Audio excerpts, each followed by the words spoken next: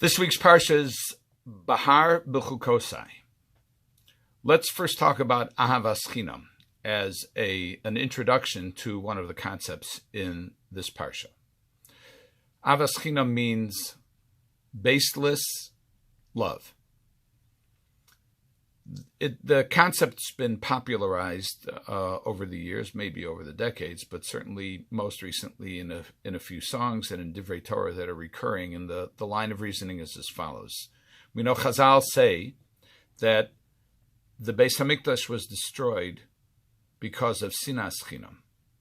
There are other reasons that are attributed to the various Batei Mikdash, to the first and the second, but the most popular understanding of the destruction of the second Beis HaMikdash is that the Jews just hated each other without reason.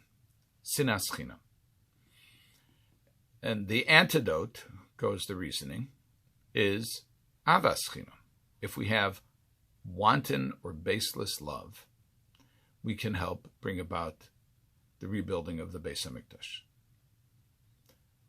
The sentiment is a noble one, and in some ways may even be accurate. But I have trouble with the notion of Ahavas Chinam, of wanton love. I don't think there is such a thing. We have a mitzvah midoraisa, a biblical obligation. Love your neighbor as yourself, ahavta l'reach kamocha. Which means that every act of love, appropriately manifest, is a fulfillment of a mitzvah of the ahavta l'reach kamocha. So there's no such thing as wanton love or baseless love. All love for our fellow has basis. Now, there's a pasuk in this week's parsha, in Perek Chaf Hey, pasuk Lamed Hey. It says, "V'chiyamuch ochicha umato yado imach v'chazakta bo ger v'soshav v'chayimach." If your brothers become poor, and his hand can't support him among you, then you shall uphold him. He shall live with you like a stranger and a temporary resident. What does this verse mean?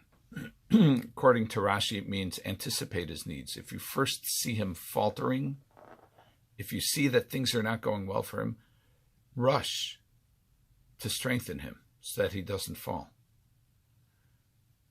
The analogy based on Sifra is to a beast of burden. It's a donkey who is faltering under his load. Well, one person can stabilize the donkey. But if that donkey falls, 5 strong men can't lift him. This is the approach of Rashi.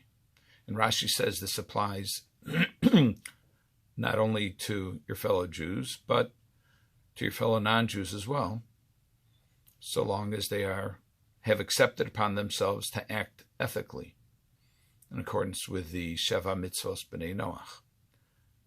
Most significant among them is monotheism, the prohibition against Avodah Zarah.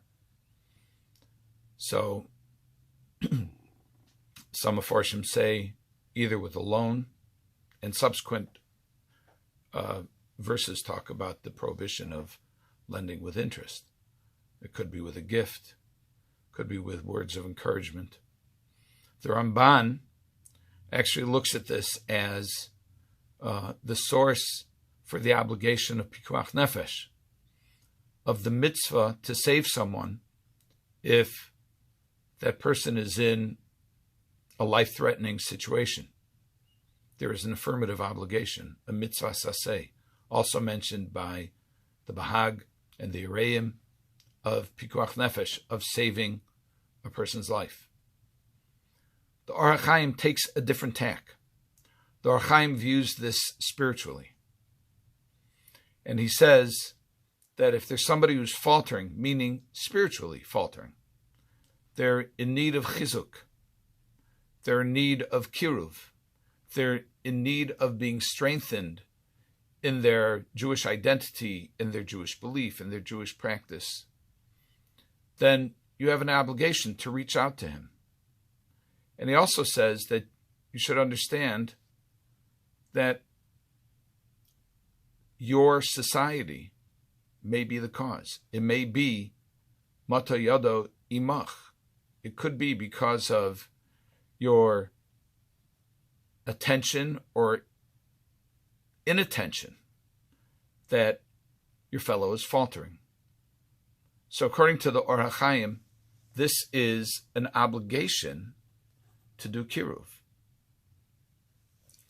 We see once again from the specific mitzvah that reaching out and helping someone is a mitzvah. We shouldn't think that there is such a thing as Ahavas Chinam. There is no such thing as Ahavas Chinam. It's always with a reason. And the reason is simply because there's somebody in need.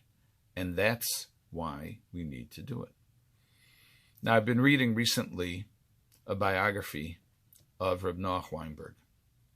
And I'd just like to mention one thing about Reb Noach.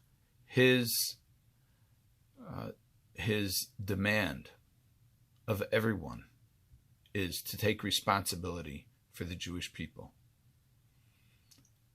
to try to reach out to people who don't have the same background, who aren't fortunate enough to have the same level of education, and to be a balachrayas, to be responsible for the people around you, imach, those who are living around you, and reaching out and trying to make a difference in everybody's life. Rav Aaron Kotler in Mishnas Rabbi Aaron, quotes a Medrash Rabbah on Vayikra, and he says, Tanu Rabbi Yoshua, Yoser mima shebal habayis ose im ha'ani, ha'ani ose im bal habayis. More than what the giver, in this case, the picture is the bal habayis, the homeowner who responds to a request for a handout from a poor person. More than what the poor person gets from the giving of the tzedakah, the giving of an encouraging word, the finding of a job, the supplying of Shabbos meals, visiting the sick, paying a shiva call, whatever it may be. More than the receiver gets, the giver gets. And I think that to a certain extent, this is built into our nature. We get a sense of our being affirmed when we give to somebody else. I believe this is reflected in the last bracha of the Shemona Esrei. We say, Ki b'or panecha nasato lanu Hashem Elokeinu, Toras Chaim va'ahavas chesed. We ask HaKadosh Baruch Hu to bless us because in the light of his countenance, of his face, he gave us a Torah of life and love of chesed. We have a love of chesed. We see so often that our fellow Bnei Yisrael are the first to respond to people in times of need. They get creative. They get very involved in causes that help other people and from which they don't necessarily benefit themselves. But there's a certain resonance from doing acts of chesed that certainly they benefit others, but even more powerfully, they affirm our existence, and they affirm our deep-seated love of kindness. So we have a mitzvah of Avas Yisrael, and we have the pleasure of doing chesed, and that's because of HaKadosh Baruch Hu's Or Panim, because of the radiance that he shared with us. Kol hakavod to everybody who continues to do acts of chesed. And I wish everybody a good Shabbos and continued opportunity to take achrayus for Klal Yisrael and to fulfill our holy mandate of Ahava and Chesed. Good Shabbos.